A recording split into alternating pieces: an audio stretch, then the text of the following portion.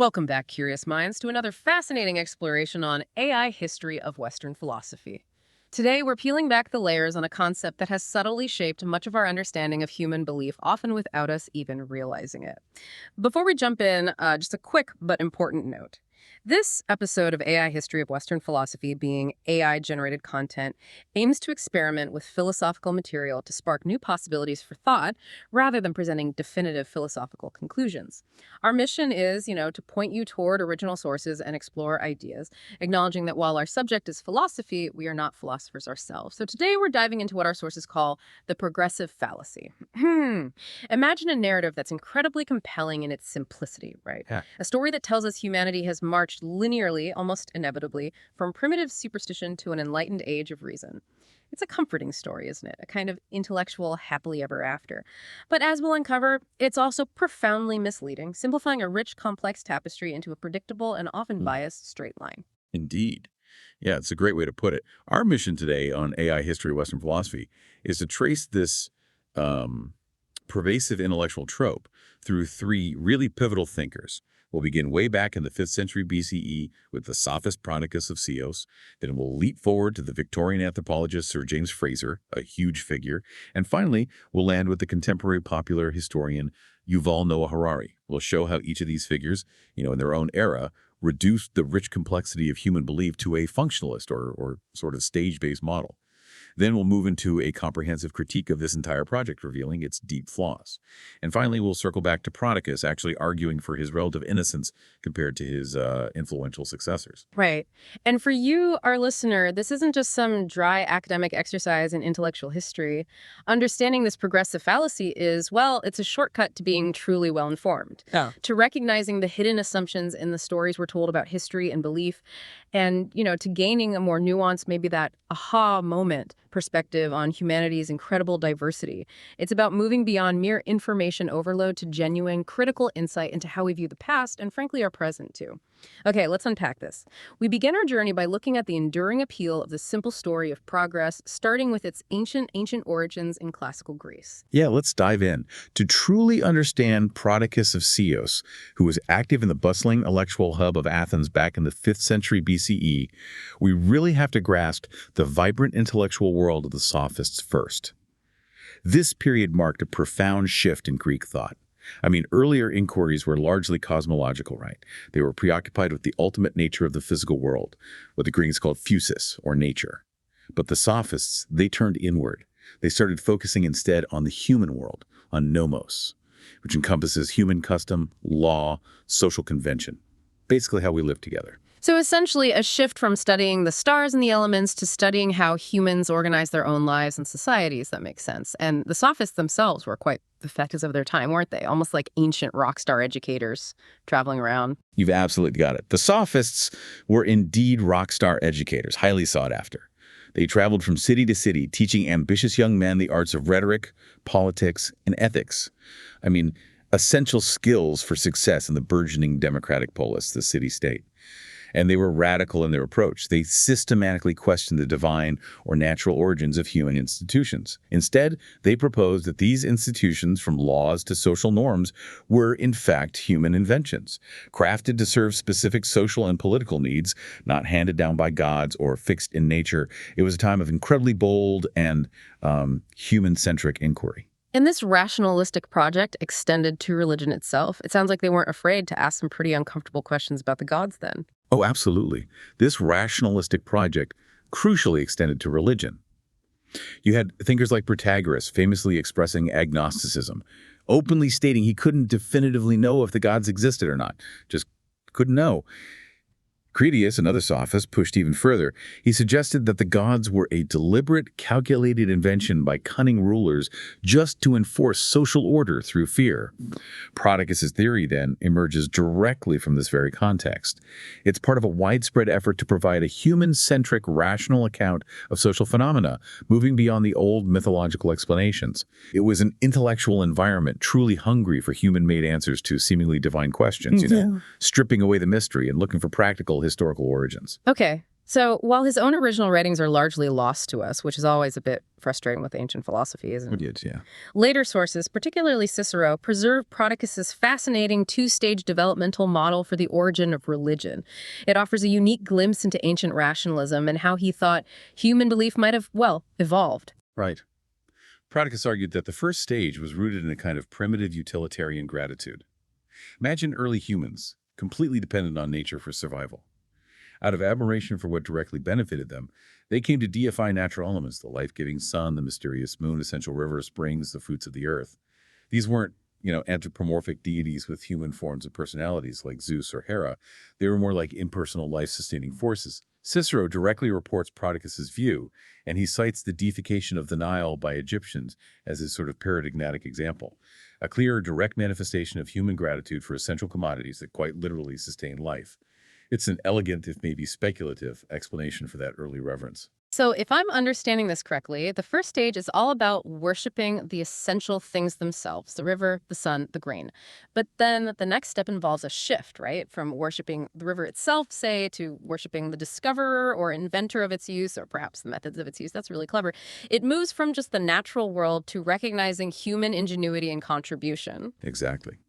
The second, more advanced stage emerged, he argued, with the development of settled society, agriculture, and the practical arts, what the Greeks called techni. In this phase, human veneration shifted from the natural products themselves to the human inventors or culture heroes who discovered or perfected their use. So instead of people worshiping grain itself, the product of nature, they began to worship Demeter, the mythical figure credited with discovering agriculture. Instead of the raw grapes or their juice, they worshiped Dionysus, its inventor, or the one who perfected viniculture. These were exceptional human benefactors who, because of their immense contributions to the community, were posthumously elevated to the status of gods. This reflected a growing human self-awareness and a recognition of the power of human ingenuity in improving life. A real shift in focus. It certainly sounds like a progression, a clear movement forward from one stage to another, stage one, stage two. But our sources make a crucial distinction, and you hinted at this. Prodicus's project was etiological, not teleological. What does that mouthful actually mean for how we truly understand his work, and why is that distinction so vital to his relative, well, innocence later on? It's absolutely vital because it fundamentally differentiates him from the later thinkers we'll discuss, like Frazer and Harari. Prodicus sought to explain the origins and causes of religious customs, particularly the divine names, as they existed in his own time. That's an etiological approach. He was basically asking, how did we get these gods and these names? Where did they come from? Fuck. His keen interest in linguistics, specifically and precisely distinguishing between synonyms, what the Greeks called orthoepia, or correct naming, was a key methodological tool for this historical reconstruction. By analyzing names like Demeter, which he might break down into Earth Mother or Grain Mother, he believed he could uncover the original, concrete, and human-centric basis for their worship. He was trying to find the historical human root of these beliefs. Okay, so he wasn't saying all cultures must follow this exact path to some universally superior state like the later thinkers we're going to discuss. He wasn't setting up a universal ladder for all humanity to climb. Precisely. His was a rational reconstruction of the Hellenic past, designed to make sense of his contemporary Greek world. It wasn't a universal prescriptive hierarchy that all humanity must climb, ending in some perfect final stage. This project was likely part of a much larger work, possibly titled Harari, which offered a comprehensive narrative of the rise of civilization, specifically through the development of agriculture. This reinforces that it was a historical account of how things came to be in a specific cultural context, his context, not a grand universal law of human development. But this wasn't just an academic exercise for Prodicus, was it? It wasn't just history for history's sake. It was deeply connected to his ethical views, right, to how people ought to live and build their society. So it had practical implications. Absolutely. His theory of religion was deeply embedded in a broader ethical and political philosophy. His most famous surviving work, the apologue of The Choice of Heracles, perfectly illustrates this. It presents the hero Heracles choosing a life of virtue, characterized by toil, ponos, effort, and productive labor, over a life of easy vice. Virtue's speech explicitly praises the hard work of farming and animal husbandry as the only path to true reward, arguing that the gods grant good things only to those who labor for them. Effort is key. Ah, so the deification of culture heroes like Demeter and Dionysus, the inventors of agriculture and winemaking, provides almost a divine charter for a society valuing productive work. It's a political and ethical theory cleverly disguised as a history of religion. He's essentially saying, these are the true gods, the ones who represent the values we should all strive for, the values that build a strong society. Exactly. What's truly fascinating here is how Prodicus's theory functions as a foundational myth for a specific social order he admired. It's a deeply integrated view of society and belief, grounding core ethical values, the importance of human effort and productive labor, in the very origins of its beliefs. It wasn't about critiquing religion just to tear it down, but rather for regrounding society's values in something tangible and human, moving away from distant, perhaps inscrutable divine wills and towards celebrating human agency and the concrete benefits of communal effort. Okay, fascinating. So let's jump forward quite a bit now. Here's where it gets really interesting and maybe a little more problematic, as you said. If Prodicus planted a rationalist seed, it was Sir James George Frazer who cultivated it into a vast, imposing, and profoundly influential intellectual system. His magnum opus, The Golden Bough, first published in 1890, codified 19th century social evolutionism. It transformed the idea of a simple developmental sequence into a universal, seemingly scientific law of human intellectual progress. And this view would shape how many people understood non-Western cultures for decades, right? Oh, absolutely.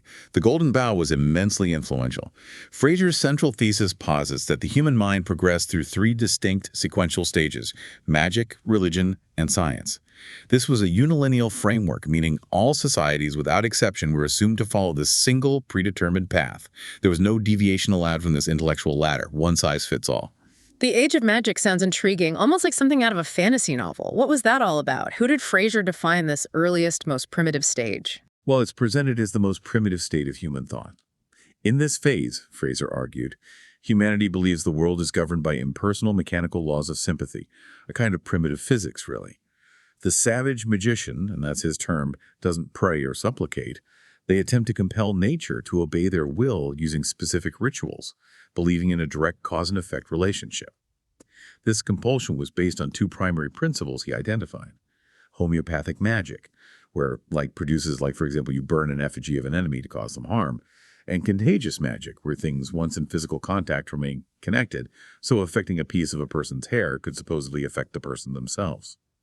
Frazer famously called magic a spurious system of natural law, essentially a false science because it aimed to manipulate the world through perceived but ultimately incorrect laws. But the crucial insight here, which we'll come back to, is that Frazer fundamentally miscategorized magic from the start. He treated it as a primitive, failed attempt at science, rather than understanding it on its own terms. And that initial misstep, well, it really poisons his entire system. Right. So when magic inevitably failed to compel nature, because, well, it's not science, as you said, religion emerged, is framing it that way as a reaction to something false, already starting from a kind of biased position. Does that set up religion as just wrong? That's an excellent point, and many critics argue exactly that. For Frazer, the age of religion arises directly from what he called a tardy recognition of the inherent falsehood and barrenness of magic. If nature couldn't be compelled by human will, then it must be directed by powerful personal beings, gods or spirits beings greater than humans. This stage is characterized by belief in these supernatural deities who must be propitiated and appeased through prayer, sacrifice, and worship. The fundamental shift, then, is from coercion to supplication, from trying to command the world to praying to its divine masters. It's a system explicitly built on a perceived failure of the previous stage. And the grand finale at the Age of Science. This must have been the ultimate triumph for Frazer, the point towards which all human thought was inevitably progressing, the pinnacle, the end goal. Absolutely. This is the highest stage. This is where humanity, in his view, returns to the impersonal worldview that characterized magic, but now based on a correct understanding of natural law. This correct understanding is achieved through systematic observation, experimentation, and reason. For Frazer, science represents the absolute triumph of reason and the culmination of human intellectual evolution. He wrote that the splendor of the results already achieved by science are well fitted to inspire us with a cheerful confidence in the soundness of its method. It was, in his view, the definitive truth that superseded all that came before it, an almost messianic fulfillment of human intellectual striving. Science is the ultimate answer. It's truly incredible, though, to think this massive overarching theory, supposedly spanning all human history and cultures, was constructed entirely from within a library. Frazer, the ultimate armchair anthropologist. I can't help but wonder what he would have made of actually stepping foot in some of these places, you know? Maybe having a cup of tea with an elder instead of just reading missionary reports. How much do you think that distance from lived experience really shaped his worldview? That's a fantastic question, and it's absolutely key to understanding his methodology and its limitations. He never conducted fieldwork. Instead, he amassed enormous amounts of data from secondary sources. Reports from missionaries, colonial administrators, soldiers, travelers scattered across the globe, anyone who sent something back, basically. He synthesized these accounts from the comfort of his Cambridge study, a monumental undertaking for its time, you have to admit, but flawed. So, what were the implications of this approach for his findings? How did relying on these secondhand accounts, often from, let's face it, biased observers with their own agendas, affect the validity of his grand scheme? Well, his method was fundamentally flawed, precisely because of this reliance on decontextualized reports. It involved lifting rituals, myths, and customs entirely out of their unique cultural and historical contexts and treating them as interchangeable data points, like butterfly collecting, but with human beliefs. A ritual from Aboriginal Australia could be cited right alongside a European peasant custom or an ancient Babylonian myth as evidence for the same primitive, magical thinking. This was done with complete disregard for their specific local meanings, their histories, or the complex web of beliefs within which they actually functioned. This comparative method allowed him to build a seemingly universal system, sure, but it was a universality achieved by erasing cultural difference and particularity. He imposed a single Western-centric lens onto incredibly diverse phenomena. Okay.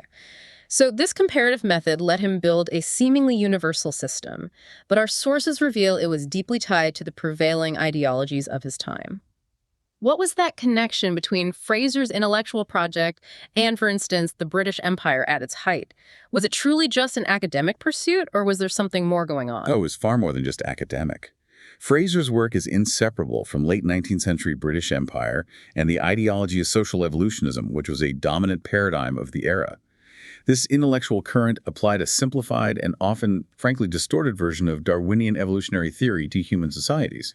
Thinkers like Herbert Spencer and E.B. Tylor had already proposed that societies evolve from simple to complex states, a trajectory that conveniently mirrored the perceived difference between European civilization and the colonized peoples of the world. It fit the narrative perfectly. So the Golden Bough wasn't just an academic text. It was, in a way, an intellectual justification for empire.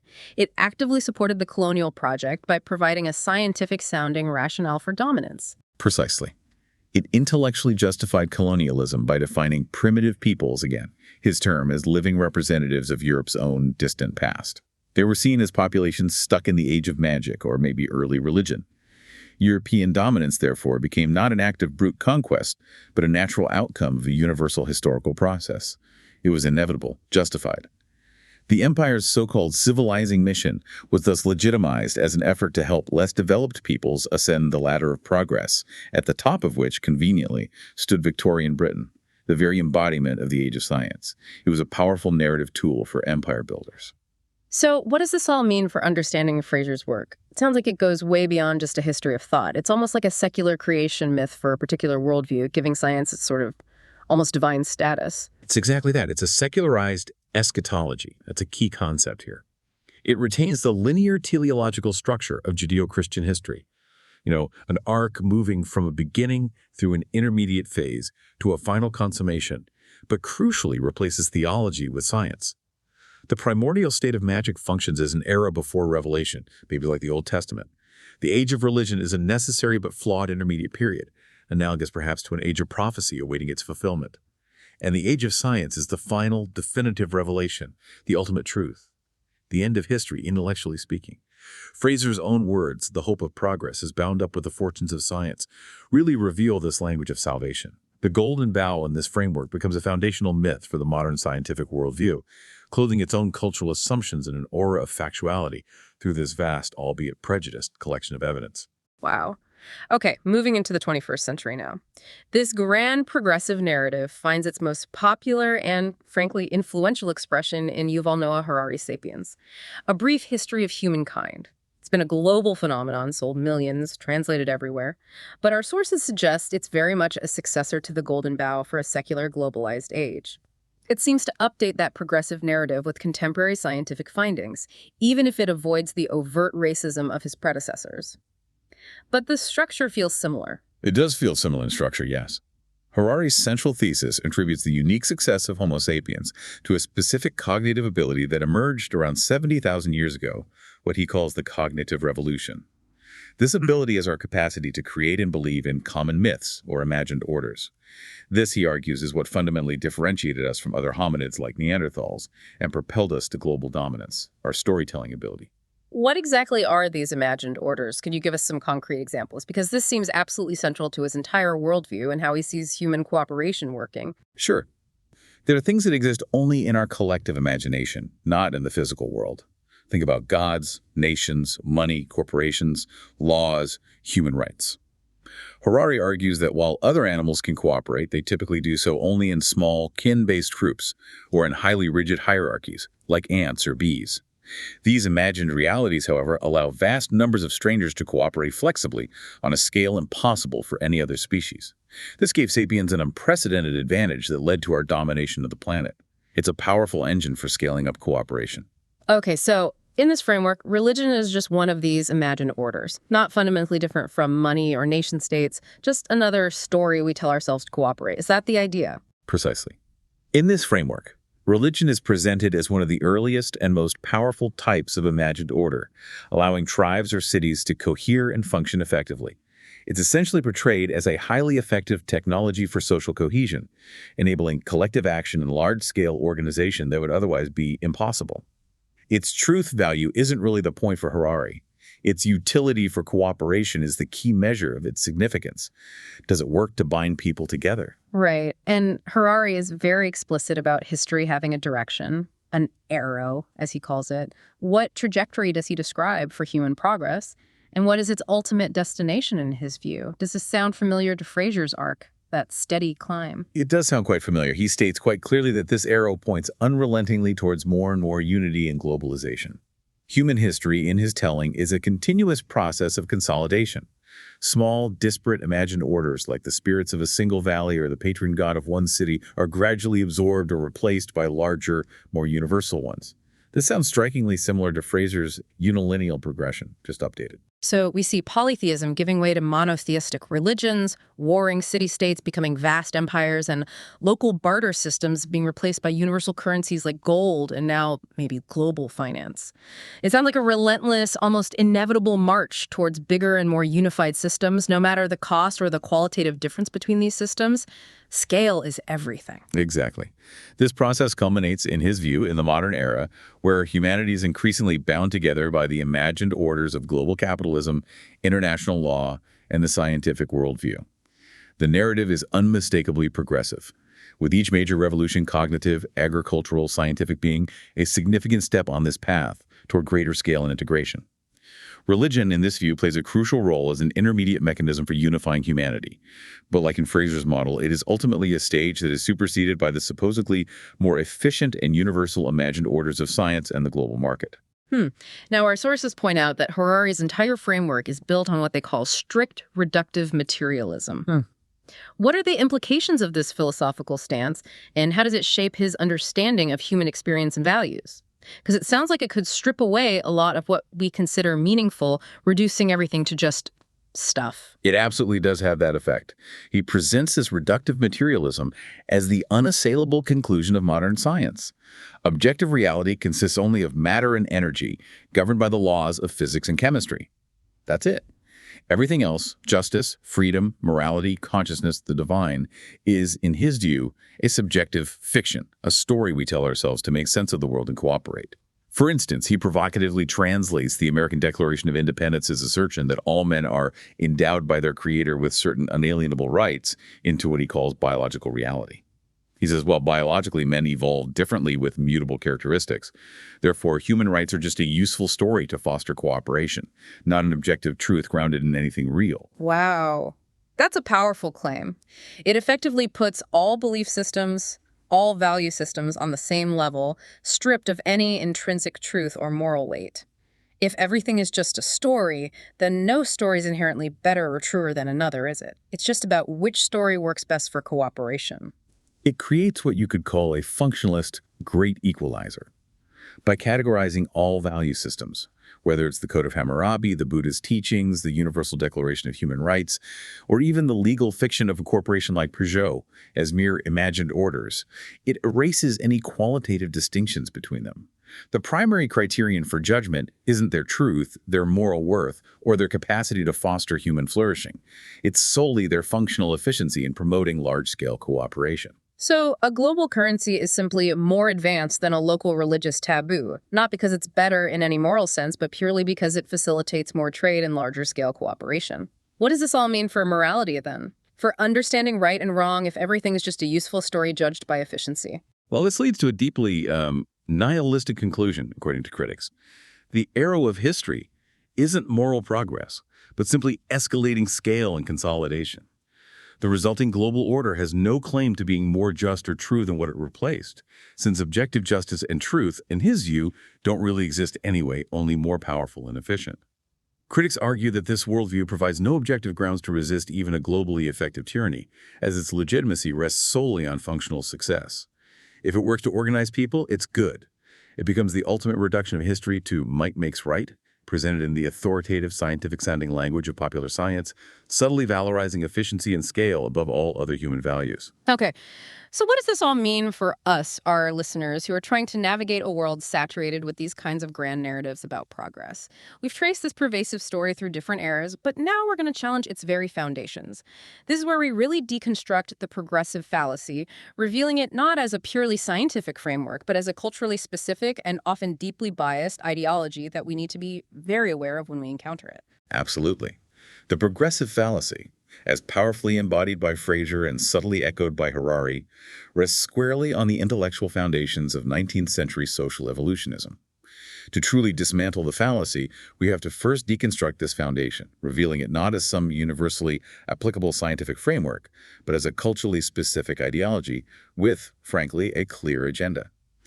The central tenet of classical social evolutionism is the idea of unilineal development, the belief that all societies progress through a single predetermined sequence of stages. This sequence typically started from savagery, moved through barbarism, and culminated in civilization. It was imagined as a single universal ladder that all human cultures were destined to climb, with no alternative routes allowed. One path fits all. That sounds incredibly rigid and, frankly, quite arrogant looking back. Was this idea ever truly challenged, or was it simply accepted as scientific truth for a long time without much question? Oh, it was decisively challenged, thankfully. Starting in the early 20th century, the pioneering anthropologist Franz Boas and his students, through meticulous long-term fieldwork, actually going and living with people, championed a perspective called historical particularism.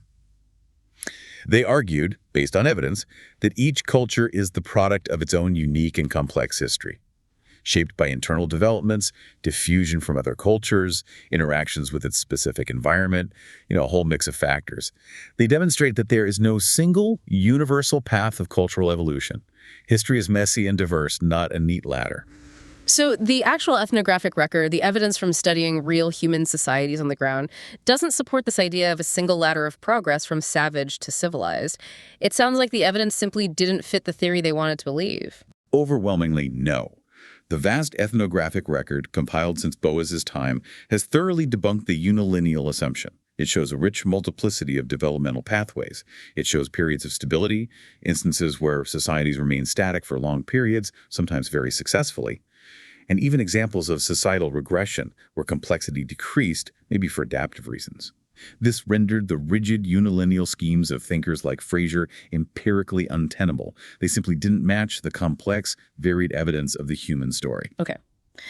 Beyond being empirically false, just not matching the facts, our sources highlight how this unilineal model was deeply ethnocentric. How did that bias manifest in the construction of these stages? What did it reveal more about the theorists themselves sitting in their European studies than about the cultures they were supposedly describing? Well, the stages of development were inherently defined in such a way that 19th century industrial European society inevitably occupied the highest rung of the ladder. Surprise, surprise. Civilization was defined by the presence of institutions like monotheism, monogamy, private property, and the state all characteristic of the theorist's own culture. It wasn't an objective definition of complexity based on neutral criteria, but a direct reflection of their own societal norms and values projected onto the world. So it was a self-fulfilling prophecy, a tautology, really. The model was built to prove what they already believed, that their own culture was the most advanced, the pinnacle of human achievement. How do we spot that kind of bias today? Because it feels like it could still be around in subtler forms. You're absolutely right. It was a tautology. It wasn't a scientific discovery arising from impartial observation, but a self-congratulatory projection of their cultural values onto the whole of human history. As our sources put it, it tells us far more about the observer and their cultural assumptions than it does about the observed societies themselves. This kind of methodological ethnocentrism, subtly or not so subtly, placed their own society at the apex of human achievement, creating a convenient justification for their perceived superiority. We can spot it today whenever any single culture, economic system, or political model is presented as the inevitable, universal endpoint of all human development, implicitly ranking everything else as behind. And this ethnocentrism had very real-world consequences, didn't it? Particularly in the context of colonialism. It sounds like these academic theories weren't just abstract ideas floating around universities. They were actively used to justify massive power imbalances and exploitation across the globe. That's absolutely right. Social evolutionism emerged concurrently with the height of European colonialism, and the two were mutually reinforcing, feeding off each other. The theory provided a scientific-sounding justification for imperial domination. It framed colonized peoples as primitive or childlike, as living relics of Europe's own past, who required tutelage and intervention to advance up the evolutionary scale. It infantilized entire cultures. It created a powerful narrative that rationalized exploitation and cultural imposition as somehow being for their own good. This directly connects to Edward Said's seminal concept of Orientalism, doesn't it? The idea that Western knowledge about the East wasn't neutral observation, but actually a tool of power, a way of defining and controlling. Yes, precisely. Said's groundbreaking work, Orientalism, argued that Western academic and artistic knowledge of the Middle East was not a neutral objective enterprise at all, but a discourse of power. It constructed the Orient as a monolithic entity that was essentially static, irrational, sensual, and despotic, the mere opposite of the rational, dynamic, and progressive West. This act of othering served to define and affirm Western identity while simultaneously justifying Western political and economic control. It created the other to define the self. Frazer's work can be seen as a global application of this Orientalist logic. He constructed a primitive mind by amalgamating decontextualized data from non-Western peoples, creating a caricature of irrationality against which the scientific mind of the modern West could be defined and celebrated. And Harari, though he carefully avoids the overt racism of his 19th century predecessors, you mentioned he still engages in a form of neo-evolutionism, reinforcing this idea of a single progressive path for human society. Does he also, perhaps unintentionally, other different ways of life by framing them as less unified or efficient? He does seem to, yes. His narrative of an arrow of history moving inexorably toward global unity subtly validates the current globalized capitalist order as the inevitable and most developed stage of human social organization. By doing so, it implicitly marginalizes alternative modes of existence, different cultural and economic systems, as historical dead ends or less evolved stages that just haven't caught up yet. It's a more sophisticated, data-driven version, but it still problematically ranks human societies, essentially suggesting that if you're not on the specific globalized path, you're not really progressing in the way that matters. But there are powerful counterexamples to this universalist claim, aren't there? Thinking about diverse indigenous knowledge systems, for instance, which fundamentally challenge the idea of a single progressive path for all humanity. They offer different models entirely. Absolutely. Many indigenous cosmologies, unlike the linear progressive model so prevalent in the West, do not operate on that kind of timeline at all. They are often grounded in cyclical conceptions of time, emphasizing renewal, repetition, balance, rather than some singular endpoint or final goal. Furthermore, they frequently embrace a relational worldview that doesn't posit a sharp division between the natural and supernatural, or the sacred and profane. Everything is interconnected, alive, imbued with spirit. So for many indigenous people, spirituality isn't a separate domain, something you do on Sundays or in a special building, but an all-encompassing way of life, inseparable from their daily existence and relationship with the land and all beings within it. Yes, Precisely. It's often focused on maintaining balance and reciprocal relationships within a living, sacred cosmos. The goal isn't to progress beyond this worldview, to replace it with something supposedly more advanced like science or global markets. The goal is often to sustain it, to live in harmony with it, to fulfill responsibilities within that web of relations. To label such a rich, integrated system as merely an early stage on some unilineal path is, as our sources point out, an act of epistemic violence. That's a powerful term, epistemic violence. For our listeners, could you maybe briefly clarify what that means in this context? How does it differ from just a simple disagreement or misunderstanding between cultures? Certainly. Epistemic violence, here, refers to the act of forcing a foreign way of knowing or understanding onto a culture, effectively dismissing, devaluing, or even destroying their own unique systems of knowledge and meaning. It's not just a disagreement, it's an imposition of one framework that actively damages or suppresses another way of being and knowing. When you label an entire worldview as primitive or superstitious based on your own criteria, you are, in essence, violently denying its validity and self-worth on its own terms. You're saying their way of knowing doesn't count. Right. This really makes you think about how we frame cultural differences and whose narratives we prioritize when we talk about human history and belief.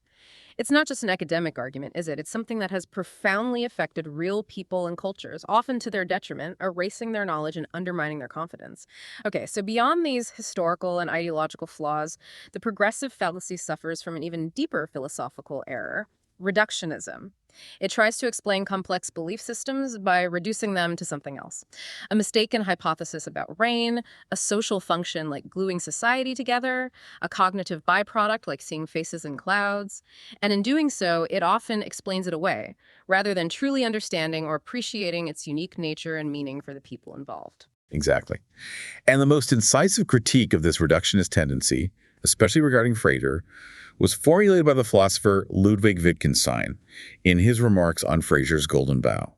His core argument was that Frazer made a fundamental mistake by assuming magic and religion are just primitive, failed attempts to do what science does successfully: explain and control the natural world. He judged them by the wrong standard. So it's like interpreting a rain dance as if the people performing it are just bad scientists. They have a wrong hypothesis about how to make it rain, and they simply haven't figured out meteorology yet. Am I tracking that right, that it's a fundamental misunderstanding of the purpose of the act? You're tracking it perfectly. Wittgenstein found this view not just wrong, but absurdly narrow. He famously wrote that Frazer cannot imagine a priest who's not basically a present-day English parson with the same stupidity and dullness. He saw Frazer projecting his own limited view. For Wittgenstein, a rain dance isn't a scientific experiment, and it's not trying to be one.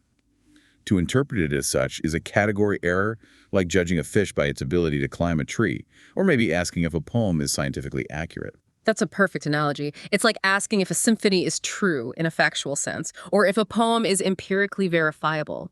Those questions simply don't apply to those forms of human expression because they entirely misunderstand their purpose and the kind of truth or meaning they aim to convey. Exactly. By judging religion and ritual by scientific standards, Frazer fails to see it as a distinct and meaningful domain of human activity. A ritual is an expressive practice, what Wittgenstein called a form of life, with its own internal grammar and significance that operates on a different plane than scientific inquiry. It might be an expression of hope, a symbolic enactment of communal identity, a way of marking a solemn occasion, or a means of reinforcing social bonds. To ask if it works, in a scientific sense, to produce rain misses the point entirely. And this critique extends beyond Frazer, doesn't it? To other reductionist theories of religion that seek to explain it away by reducing it to something else, perhaps even valid social or psychological factors, but without acknowledging its unique core or the believer's experience. Indeed. Sociological functionalism, for example, which explains religion primarily by its function of promoting social cohesion, a view we see very clearly in someone like Durkheim, and to a great extent in Harari, is often criticized for ignoring the actual content of belief and the inner experience of the believer. It reduces religion to a social glue, focusing only on how it holds society together, rather than what it means to the people who practice it, or the profound questions it seeks to answer for them. And what about other examples like psychological or economic theories of religion? Do they sometimes fall into similar traps of explaining away the phenomenon itself? Yes, often they can.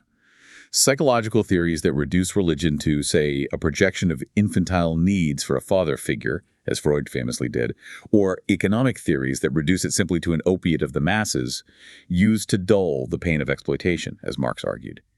These are certainly powerful critiques of certain aspects of religion, and they uncover real social and psychological dynamics that are important. But they risk explaining away the entire phenomenon by reducing it entirely to these non-religious causes. They move from critiquing a part or a misuse to dismantling the whole, denying religion's unique character and its potentially irreducible core of experience or meaning. Right. And Harari's work, our sources suggest, is a contemporary masterclass in this very form of reductionism, applying it to a vast array of human experiences, not just religion, things like happiness, rights. Absolutely. His assertions that happiness is nothing more than pleasant sensations in their bodies, or that human rights are just a story, perfectly exemplify this error. This is a crude materialism, critics would say, that essentially conflates a phenomenon with its biological or cognitive substrate. It's reductionism in the extreme. While human experience certainly depends on neurochemistry, you can't have consciousness without a functioning brain. It is not identical to it. It's like saying a beautiful painting is just pigments on a canvas, ignoring the art, the meaning, the artist's intent, the viewer's experience. It misses the emergent whole. So if I'm understanding this critique, Harari takes complex human experiences like happiness or rights and boils them down to their most basic physical or functional components, saying happiness is just brain chemicals or rights are just useful fictions. And you're saying that's a crude materialism because it confuses the experience itself with its underlying biological process or social function, completely missing the emergent qualities, the meaning. You've articulated the critique beautifully. Precisely. Meaning, value, consciousness. These are often seen as emergent properties of complex systems that cannot be fully explained by simply reducing them to their constituent parts. Critics argue that this reductionist view is not only philosophically unsophisticated, because it often ignores centuries of philosophical debate on these topics, but also ethically corrosive. By dismantling any objective basis for morality, justice, or human dignity, if they're all just stories, it leaves only the cold calculus of power and utility as the ultimate arbiter of value. It removes the very grounds for moral resistance against power, making any global order, no matter how tyrannical, functionally justifiable if it's efficient enough at organizing people. Might makes right, essentially. Wow. What's fascinating here is that this reductionist impulse, this tendency to explain away complex human phenomena, often stems from a fundamental confusion between two different but potentially equally valid modes of explanation. It's like trying to use a hammer when you really need a screwdriver, right? That's a critical distinction. Science excels, absolutely excels, at providing causal explanations. It answers the question of how a phenomenon occurs by identifying its physical mechanisms, its causes and effects. Frazer, for instance, sought a causal explanation for the rain dance he believed was based on a mistaken belief about physical causation. Harari seeks a causal explanation for religion's role in facilitating large-scale cooperation, looking at its evolutionary function. Both are looking for the how and the what makes it happen. But the study of human culture and belief also requires explaining meaning, the why of human experience. And that's a different kind of question altogether, isn't it? It operates on a different level. Exactly. A ritual or a belief is not primarily a causal hypothesis about the physical world. It's often a profound response to fundamental existential questions about suffering, purpose, morality, mortality, and our place in the cosmos. The big questions. The progressive fallacy's core error, then, is a form of disciplinary imperialism. It applies the logic of causal scientific explanation to the domain of human meaning, where that logic is, at best, radically incomplete, and at worst, completely misses the point. It's trying to answer a why question with a how answer, which often means explaining away the very thing that makes it meaningful to people. This really helps clarify things. It helps you distinguish between different kinds of knowledge and why some questions simply can't be answered by one discipline alone. It opens up space for richer understanding rather than narrowing it down, which is precisely what we aim for on AI History of Western Philosophy. Okay, so given the intellectual poverty of the progressive reductionist model and how it often fails to capture the richness and depth of human belief, what are some richer, more nuanced frameworks that have emerged in the modern study of religion? How do contemporary scholars approach this complex, multifaceted topic without falling into those old traps? Well, there's several important alternatives. One major one is the phenomenology of religion, pioneered by thinkers like Gerardus van der Leeuw, Rudolf Otto, and Mircea Eliade. This represents a radical break with reductionism. Its central methodological principle is apoke, a Greek term meaning the bracketing or suspension of the observer's own judgments and presuppositions in order to describe the religious experience from the standpoint of the believer. It's about empathy, not judgment or explanation from the outside. So the goal is not to judge or explain away a belief system based on your own assumptions, but to achieve an empathetic understanding of what the experience is actually like for the participant, to truly try and get inside their worldview, rather than imposing an external, often Western one. Yes, precisely. Phenomenologists argue that at the core of all religion lies an encounter with a unique, irreducible dimension of reality. Otto famously termed this the numinous, the mysterium tremendum fascinans, a mystery that is at once terrifying and fascinating, awesome and compelling, something wholly other and unique to religious experience. Eliade, similarly, spoke of the sacred, which manifests itself in hierophanies. These are breakthroughs of the sacred into the profane, ordinary world. Think of holy sites, sacred objects, myths. These hierophanies then structure human conceptions of space and time, orienting people within the cosmos. This approach insists that religion is sui generis, a Latin term meaning of its own kind or unique. It's a unique category of human experience that cannot and should not be reduced to psychology, sociology, or just a failed attempt at science. It's its own thing. Okay, that's one major strand. What else? Well, building on this non-reductive impulse, Clifford Geertz's interpretive anthropology offers another powerful alternative. In his seminal essay, Religion as a Cultural System, Geertz defines religion as, and it's a bit dense but worth hearing, 1, a system of symbols which acts to 2, establish powerful, pervasive, and long-lasting moods and motivations in men, by 3, formulating conceptions of a general order of existence, and 4, clothing these conceptions with such an aura of factuality that 5, the moods and motivations seem uniquely realistic. Okay, that is a dense definition. But it sounds like religious symbols for Geertz have a crucial dual role. They seem to affect both how people think about the world and how they act within it. It's more than just a set of abstract beliefs. It shapes feeling and action, too. That's a fantastic summary of it, yes. For Geertz, religious symbols are both a model of reality and a model for reality. As a model of, religion provides a worldview, a cosmology. It explains the ultimate nature of existence and helps people make sense of baffling existential problems like suffering, injustice, and death. It gives coherence and answers the big why questions. As a model for, it provides an ethos shaping the moral and emotional life of a community and motivating particular kinds of action and behavior. It tells people how to live, what matters, what to strive for. So religion, then, in this view, isn't a primitive error to be corrected by science, but a primary, maybe even indispensable resource for creating meaning and motivating action within a human community. It addresses fundamental human questions that science simply isn't equipped to answer, operating in a different but equally important sphere of human need. Precisely. Because it addresses those fundamental human questions that lie outside the scope of scientific inquiry. Questions of meaning, purpose, value, how to live a good life.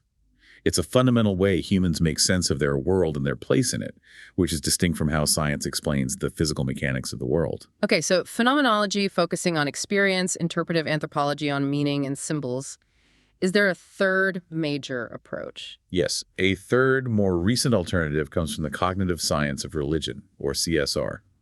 This is a really fascinating interdisciplinary field that uses methods from cognitive psychology and evolutionary biology to explain the prevalence and persistence of religious beliefs across diverse cultures. Now, this sounds like it could potentially slip back into a reductionist approach, taking a scientific lens to religion. How is this different from the Frazerian attempt to reduce religion to just a false science or a cognitive mistake? That's a really important question.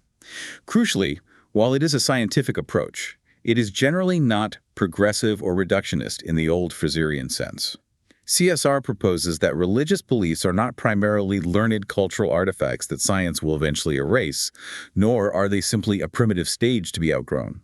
Instead, CSR suggests they are rather natural byproducts of the ordinary functioning of the human mind's evolved architecture. They spring from the way our brains are naturally wired, not primarily from a cultural mistake or ignorance. That's a really important distinction. Okay, what are some of the key concepts here that help us understand how religious beliefs might arise from normal cognitive functions rather than as some kind of error? Two really important ones are the hyperactive agency detection device, often abbreviated as HADD, and minimally counterintuitive concepts, or MCIs. HAD refers to a cognitive bias we humans possess to attribute agency and intention to ambiguous events or phenomena. For example, hearing a rustle in the grass, we are biased to think it's an agent, maybe a predator, even if it's just the wind. Or a sudden storm might be attributed to an angry spirit. This mechanism is thought to be evolutionarily advantageous because the cost of a false positive mistaking wind for a ghost is relatively low, while the cost of a false negative mistaking a lion for just the wind is potentially catastrophic.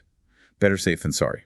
And this tendency naturally leads us to seeing agents, potentially supernatural ones, behind unexplained events. Okay, that makes intuitive sense. And minimally counterintuitive concepts, that sounds like a fascinating idea for why certain kinds of stories or beliefs stick around and get passed down through generations so effectively. Indeed.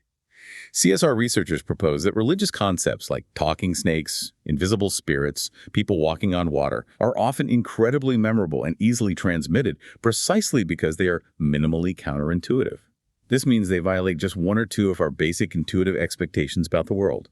Snakes don't talk, people don't walk on water, while leaving most other expectations intact. The snake still slithers, the person still has a body. This balance makes them far more attention-grabbing and memorable than either purely intuitive concepts, which are often boring and unremarkable, or completely incoherent, maximally counterintuitive concepts, which are just bizarre and difficult to grasp and transmit accurately.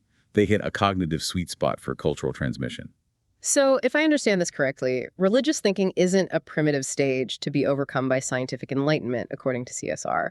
Instead, it's a natural, perhaps even default mode of human cognition, a predictable output of how our brains tend to work, given our evolutionary history. Exactly. The profound implication of CSR is that belief in supernatural agents is not primarily an error to be corrected, but a predictable output of a normally functioning human brain operating in the world. This directly contradicts the progressive fallacy's core assumption that religion is some unnatural aberration that reason will eventually extinguish. CSR suggests it's much more deeply built into us, part of the human cognitive toolkit, whether we act on those intuitions or not. Fascinating. So these three diverse frameworks, phenomenological, interpretive, and cognitive, they seem to approach religion very differently, but they all converge on a powerful point against the progressive fallacy. They all seem to reject the idea that religion's primary purpose is to be a proto-scientific explanation of the world, something that science will eventually outmode and replace entirely. Yes, that's a key convergence. Phenomenology sees religion's core in unique, irreducible sacred experience. Interpretive anthropology sees it in meaning creation and the functioning of cultural systems. Cognitive science sees its roots in intuitive cognitive biases that are natural byproducts of our minds. None of these approaches frame religion primarily as a failed attempt at science. They demonstrate, quite convincingly from different angles, that religion is not just a bad version of science, but an entirely different kind of human activity. It addresses different questions and fulfills different, perhaps equally fundamental, human needs. It's not trying to do science, it's doing something else entirely. This, then, really redefines the perceived conflict between science and religion, doesn't it? It's maybe not a battle between right and wrong answers to the same question, but more like a demarcation dispute between different and potentially complementary domains of human experience and inquiry. They simply have different territories, different questions they're suited to answer. And asking science to answer ultimate questions of meaning, or religion to answer questions of empirical causation, is perhaps to misunderstand the proper scope and limits of both. I think that's a very insightful way to put it. It allows for a much more nuanced understanding. So we've journeyed through the intellectual lineage of the progressive fallacy, from Frazer's Victorian apotheosis right up to Harari's contemporary echo, and we've mounted a multi-pronged critique drawing on anthropology, philosophy, and cognitive science. Now let's circle back, as promised, to Prodicus of Ceos, the ancient sophist, who first offered a rational account of the gods. Let's argue for his relative innocence in this intellectual lineage. He started it, but was he the same? Right. It sounds like Prodicus, despite being one of the earliest to offer a rationalist developmental view of the divine, wasn't guilty of the same intellectual sins as his successors like Frazer or Harari. Where does the crucial distinction lie between his project and theirs? What makes him different? Well, I think it lies in three key areas: scope, historical consciousness, and philosophical purpose. Let's break those down quickly, because they're fundamental to seeing why he stands apart. Okay, first, scope. Prodicus's project was local and specific in its ambition. He aimed to provide a rational explanation for the origins of the Greek pantheon and its cults, connecting them to the broader history of Hellenic civilization. He wasn't trying to explain religion everywhere for all time, Frazer and Harari, however, were universal and totalizing in their scope. They sought to articulate a grand, overarching law of history that applies to all of humankind, across all times and places. Prodicus was engaged in cultural analysis of his own society. His successors constructed universal systems meant for everyone. Big difference. Second, historical consciousness. Prodicus possessed a historical consciousness, certainly, but not really a teleological one in the strong sense. His two-stage model was a description of a historical sequence, a rational reconstruction of how he thought things came to be in the Greek past. It wasn't presented as a normative hierarchy prescribing how things ought to progress for all humanity. For him, the deification of culture heroes was a later development than the deification of nature, but it was not inherently superior in a way that rendered the earlier stage obsolete or contemptibly primitive. Frazer's and Harari's models, however, are explicitly teleological. They posit a clear directionality to history, an arrow pointing toward a final superior state, be it the age of science or a unified global order that represents the culmination and fulfillment of all that came before. Prodicus wasn't really doing that. And third, and maybe most importantly, philosophical purpose. Prodicus's theory of religion was embedded within a constructive ethical and political project. As revealed by his choice of Heracles' apologue, his philosophy aimed to ground the values of his society, particularly the virtue of productive labor, ponos, in a rational, human-centric foundation. He was trying to build something good for his society, based on human effort. Okay, so his reduction of gods to useful things and human benefactors wasn't a nihilistic move, like Harari's might seem, aimed at emptying the world of objective value. It was more of an ethical regrounding, giving tangible human reasons for his society to value hard work and ingenuity rather than relying on capricious gods. It sounds like he was more about finding a solid foundation for meaning than taking it away. Exactly. It relocated the source of value from an inscrutable, distant divine will to tangible human achievement in nature's bounty, things people could see and understand. This reveals that the progressive fallacy, in its problematic forms, isn't really an ancient error that has persisted unchanged since Prodicus. It's a distinctly modern one, born of the unique confidence, anxieties, and ambitions of the post-Enlightenment West, fueled by the scientific revolution and entangled with the age of empire. Prodicus, as a pre-modern thinker operating in a very different context, offered a rational explanation without that specific ideological baggage. He didn't mistake his own historical horizon for the ultimate summit of all human history. He sought to understand his own place in it, not define the endpoint for everyone else. So for you, our listener, here's a provocative thought to perhaps mull over after this discussion. Given how deeply ingrained these progressive narratives are in our culture and how we think about technology, society, history, even ourselves, what other aspects of our understanding might be shaped by similar fallacies that need to be deconstructed? Not just to understand the past more accurately, but maybe more importantly, to critically evaluate our present assumptions and biases, and even how we envision our collective future. Where else might we be imposing a simple ladder onto a complex reality? That was truly a deep dive, challenging some very deeply held assumptions about progress and belief. Thank you for guiding us through that complex history. And thank you for joining us on this episode of AI History of Western Philosophy. We always love hearing your thoughts, so please, if you enjoyed this, like, subscribe, or leave a comment wherever you listen. It really helps us continue these explorations into fascinating philosophical questions. Until next time, keep questioning, keep learning, and keep thinking.